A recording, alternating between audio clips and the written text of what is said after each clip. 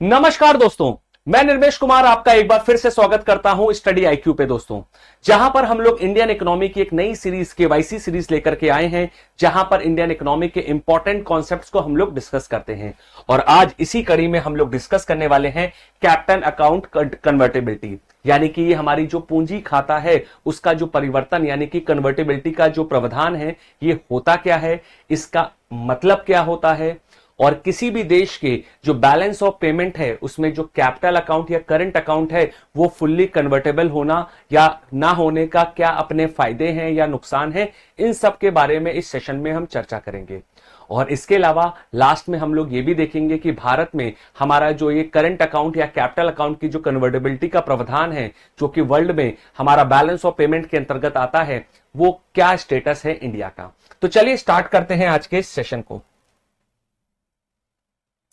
तो दोस्तों अगर हम बात करें कैपिटल अकाउंट कन्वर्टेबिलिटी, तो इसका मतलब होता क्या है दोस्तों। देखिए, अगर हम अपने देश भारत की बात करें तो भारत की हमारी जो करेंसी है वो है रुपीस, लेकिन अगर हम किसी भी प्रकार के वैश्विक व्यापार में यानी कि ग्लोबल ट्रेड में इन्वॉल्व होते हैं तो वहां पर हमारे साथ फॉरेन करेंसीज भी इन्वॉल्व होती हैं। जैसे आपने देखा होगा डॉलर, यूरो, येन, ये तमाम प्रकार की फॉरेन करेंसीज होती हैं। तो कैपिटल अकाउंट कन्वर्टेबिलिटी का मतलब होता है कि कितने इजीली या कितने आसानी के साथ हम अपनी करेंसी को किसी फॉरेन करेंसी के साथ क्या है हम कन्वर्ट कर सकते हैं, यानी कि उसको चेंज कर सकते हैं और वाइस वर्सा।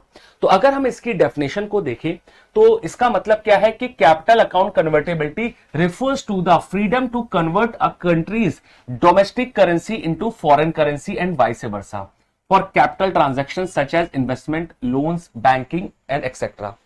यानी कि किसी भी देश का जो भी हमारा क्या है कैपिटल ट्रांजैक्शंस होते हैं। अगर हम बैलेंस ऑफ पेमेंट की बात करें दोस्तों, तो आपने बैलेंस ऑफ पेमेंट में दो प्रकार के अकाउंट्स पढ़े होंगे। आइए एक बार इसको भी थोड़ा समझ लेते हैं।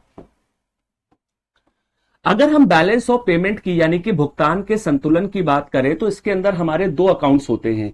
एक हमारा होता है करंट अकाउंट, जो हमारा क्या होता है चालू खाता, जिसके अंदर हमारा बैलेंस ऑफ ट्रेड यानी कि जितने भी हमारे गुड्स का इंपोर्ट एक्सपोर्ट हुआ है, और हमारा इनविजिबल यानी कि अदृश्य लेन देन, जिसके अंदर अगर आप देखोगे तो सर्विसेज हो गया हमारा।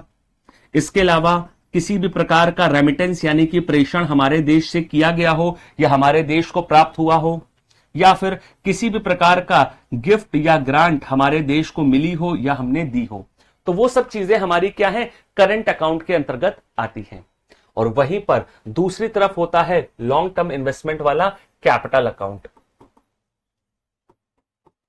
जहां पर अगर हम कैपिटल अकाउंट को देखें अपने बैलेंस ऑफ पेमेंट में, तो इसके अंदर हमारे जो एक्टिविटीज आती हैं वो हमारा एफडीआई यानी कि foreign direct investment, FII foreign institutional investment, या फिर फॉरेन पोर्टफोलियो इन्वेस्टमेंट होता है।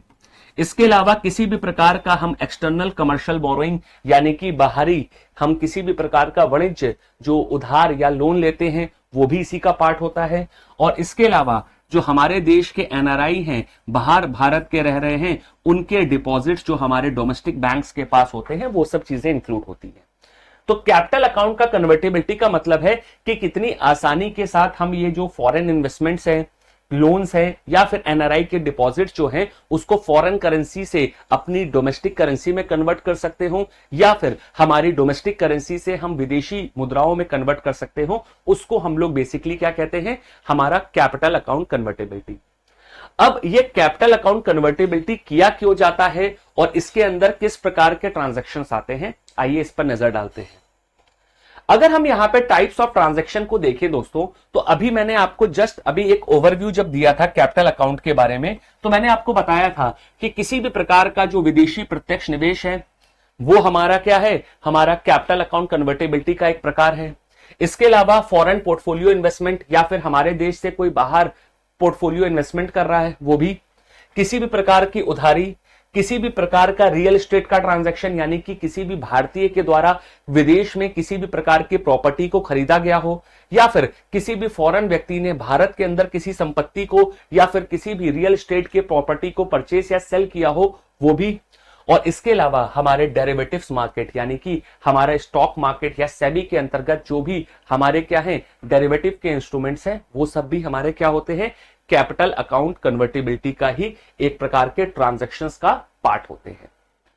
अब अगर हम दोस्तों इस कैपिटल अकाउंट कन्वर्टिबिलिटी की बात करें तो इसका फायदा क्या है, इससे भारत की इकोनॉमी को या भारत की अर्थव्यवस्था को क्या फायदा मिलता है और क्यों ये हमारे लिए महत्वपूर्ण है।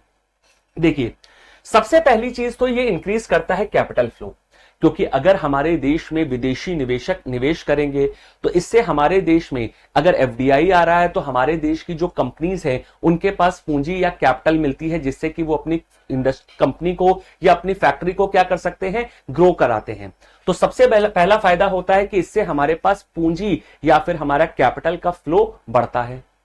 इसके अलावा हमें जो ग्लोबल मार्केट है उसका एक्सेस मिलता है, जैसे कि अगर कोई भी हमारे देश का घरेलू बिजनेस है या हमारा डोमेस्टिक बिजनेस है या इन्वेस्टर है, वो क्या कर सकता है, विदेशों में भी जाके निवेश कर सकता है, क्योंकि ये ट्रांजैक्शन क्या है, वाइस वर्सा है, यानी कि दोनों तरफ से होते हैं, है ना। अभी हमने इसकी डेफिनेशन देखी ना कि अगर हमें रुपए को डॉलर में कन्वर्ट करना है या फिर यूरो में कन्वर्ट करना है तो हम वो कर सकते हैं, या फिर अगर इसका उल्टा देखें, अगर हमें डॉलर को या यूरो को अपने करेंसी में कन्वर्ट करना है तो हम वो भी कर सकते हैं, यानी कि हमारे पास दोनों ही विकल्प हैं।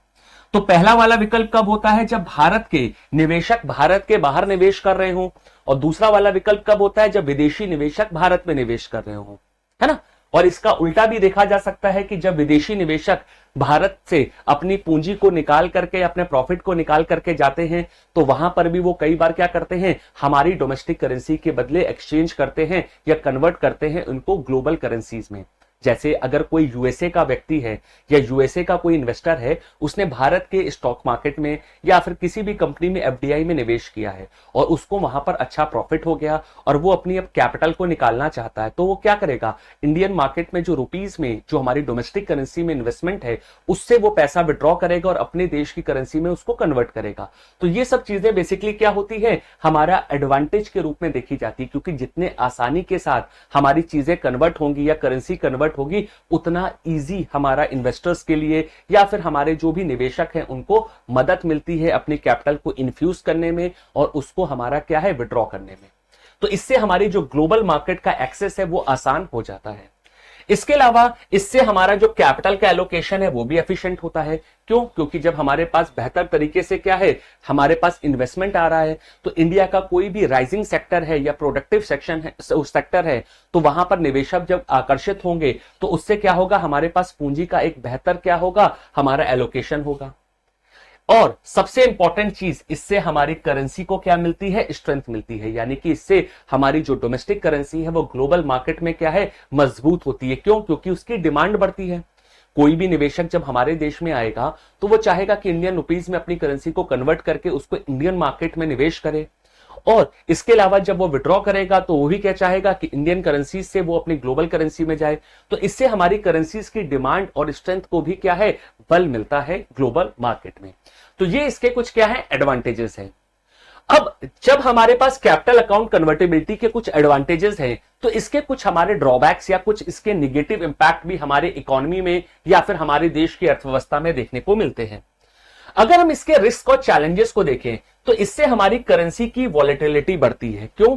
क्योंकि अगर दिन प्रतिदिन या हमारा बड़ी मात्रा में हमारी डोमेस्टिक करेंसी की डिमांड बढ़ रही है या एकदम से उसको हमारा इन्वेस्टमेंट को वो विड्रॉ करके अपनी ग्लोबल मार्केट में लेके जा रहे हैं, तो इससे जो करेंसी का फ्लक्चुएशन है प्राइस का ग्लोबल मार्केट या ग्लोबल करेंसी की तुलना में, वो भी हमारा वॉलेटाइल हो जाता है।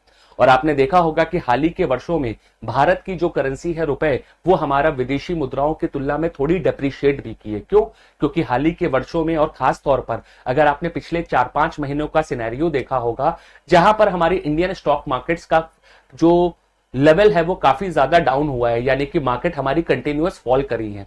तो उसका एक बहुत बड़ा रीजन हमारा क्या है, ये एफआईआईस और एफपीआईस वगैरह का जो पैसा है या इन्वेस्टमेंट है वो भारत से विड्रॉ किया गया है। तो इससे भी कहीं ना कहीं हमारी करेंसी की जो वॉलेटिलिटी है वो बढ़ती है।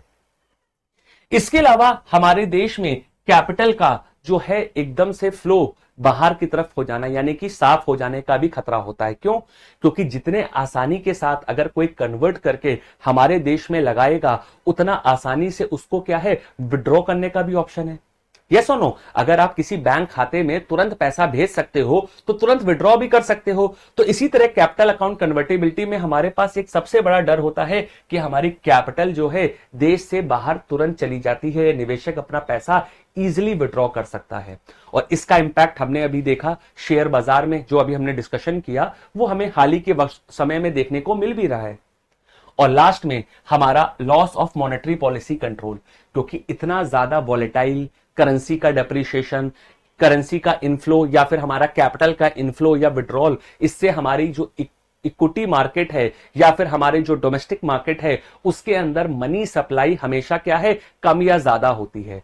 और मनी सप्लाई अगर अचानक से बढ़ जाए एकदम से, जहां पर हमारे देश में इन्वेस्टमेंट बढ़ जाए, तो ऐसे में क्या होगा, इन्फ्लेशन बढ़ने का खतरा होगा। तो ऐसे में हमारी रिजर्व बैंक ऑफ इंडिया को क्या करना पड़ेगा, मॉनेटरी पॉलिसी के अंतर्गत टाइट मॉनेटरी पॉलिसी या कॉन्ट्रैक्शन मॉनेटरी पॉलिसी को लाना पड़ेगा, जहां पर उसको repo rate, reverse repo rate जैसे चीजों को हमारा क्या है, बढ़ाना पड़ेगा।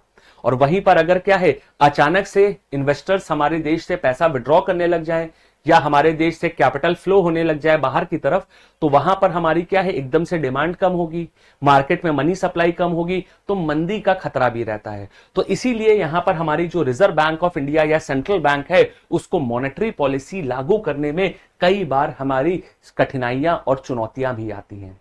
तो कैपिटल अकाउंट कन्वर्टिबिलिटी के अपने फायदे और अपने नुकसान भी हैं। आई होप कि आपको इसकी डेफिनेशन और इसके एडवांटेजेस और डिसएडवांटेजेस है समझ में आए होंगे। अब बात करते हैं इंडिया के कॉन्टेक्स्ट में। अगर हम इंडिया की बात करें तो इंडिया में वर्तमान में हमारा जो ये कैपिटल अकाउंट कन्वर्टिबिलिटी है इसका स्टेटस क्या है। इंडिया में जो कैपिटल अकाउंट कन्वर्टिबिलिटी है वो हमारा क्या है, पार्शियल है। यानी कि यहां पर अगर हम अपने करंट अकाउंट में देखें और खास तौर में इसमें जो हमारे गुड्स और सर्विसेज का ट्रेड है वो हमारा फुल्ली कन्वर्टेबल है, यानी कि उसको हम इजीली फॉरेन करेंसीज में कन्वर्ट कर सकते हैं और वाइस वर्सा। लेकिन वहीं पर कैपिटल अकाउंट के ट्रांजैक्शन को पार्शियली कंट्रोल करता है आरबीआई। क्यों? क्योंकि अभी हमने जो रिस्क देखे, खास तौर पे अपने करेंसी का वॉलेटिलिटी, मॉनेटरी पॉलिसी को कंट्रोल करने की चुनौतियां, तो ये सब किसके अंतर्गत आती है, आरबीआई के अधीन। तो इसीलिए आरबीआई क्या करता है, इसको पार्शियली कंट्रोल करता है ताकि कोई भी बड़ी कंपनियां या लार्ज हमारे क्या है, फॉरेन बोरोअर्स या इन्वेस्टर्स अगर भारत में किसी भी प्रकार की बड़ी डील करते हैं, चाहे वो रियल एस्टेट्स में हो या स्टॉक मार्केट्स में हो, तो उसके लिए क्या है, हमारे सर्टेन रिस्ट्रिक्शंस और परमिशन रिक्वायर्ड होती है। क्लियर? तो ये भारत के लिए हमारा क्या है, कैपिटल अकाउंट कन्वर्टिबिलिटी का स्टेटस है। तो आई होप कि आपको इस केवाईसी सीरीज में इस कैपिटल अकाउंट कन्वर्टिबिलिटी का मतलब, इसके तमाम पहलू, इसके एडवांटेजेस, डिसएडवांटेजेस, भारत के स्टेटस को अच्छे से समझ में आया होगा।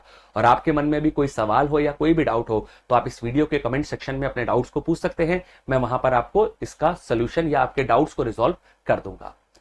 इसके अलावा दोस्तों, अगर आप हमारे स्टडी आईक्यू के साथ जुड़ के अपनी प्रिपरेशन को कॉम्प्रिहेंसिव तरीके से करना चाहते हैं, यानी कि अगर आप यूपी, बिहार, एमपी, झारखंड, उड़ीसा किसी भी स्टेट पीसीएस एग्जाम की प्रिपरेशन कर रहे हैं और कॉम्प्रिहेंसिव तरीके से प्रीलिम्स और मेंस की तैयारी 2025, 26 या 27 के लिए करना चाहते हैं, तो आप हमारे कोर्सेस में एनरोल हो सकते हैं, जहां पर आपको सभी कोर्सेस पर मैक्सिमम डिस्काउंट मिलेगा मेरे कूपन कोड से।